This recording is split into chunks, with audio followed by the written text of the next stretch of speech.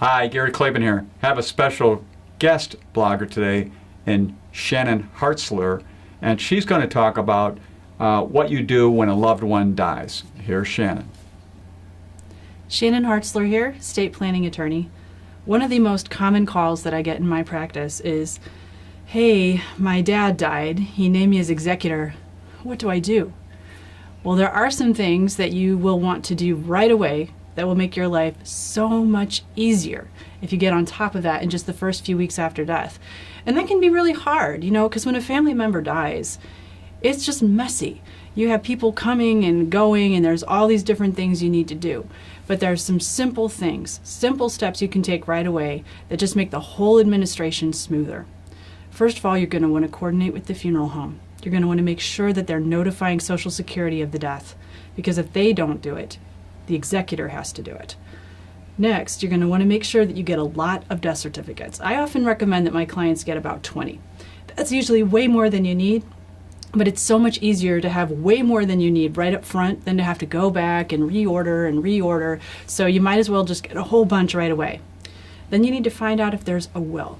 And if there is a will, who has the original will? Because in Illinois, you need to get that filed within 30 days of death. So you need to file that with the court. Even if there's not going to be a formal court probate estate, you still need to get that filed. And that's something that a law firm can help you with. It's going to be easier if you get in touch with an attorney and an accountant right away. Now, that doesn't mean that you necessarily need a lot of extensive handholding in the estate administration. Some people want that, some people don't. But it's really important, if your decedent had an accountant and an attorney, to reach out to those people so that you can get any necessary documents that they have available. Learn about what the assets are, learn about where they're located, and if there's an estate plan, what that is. And if there isn't an estate plan, you're going to want to talk to an attorney about how things are distributed under the default rules of descent and distribution, which is the Illinois intestacy law, which will just govern how assets are distributed when there is no will. Other things that you need to be very, very careful of. Family relationships, particularly when they're close, people can be really casual about finances sometimes, And so an executor might not realize that once someone has died, that person's estate becomes its own separate taxable entity.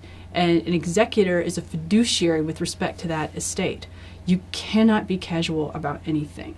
You need to get a tax identification number for that estate. You can work with an attorney to do it, you can work with an accountant to do it, or you can apply yourself on the IRS website. But you'll want to be able to get a separate tax identification number. Then you're going to have to take that to a bank and open a bank account under that tax identification number. And that's where a lot of your accounts are going to go. An account that has a beneficiary designation on it, that's going to be paid according to the beneficiary designation. But a lot of people just have accounts sitting out there just in their own individual name. And those are going to need to be retitled into the name of the estate so that you can distribute them properly according to the estate plan. Another thing that a lot of fiduciaries often don't understand is that nearly always beneficiaries of an estate plan are the last people who get paid, the very last people. And so that fiduciary does have a duty to pay those beneficiaries according to the estate plan, but they have an equal duty to the creditors of the estate, all of whom get paid before the beneficiaries.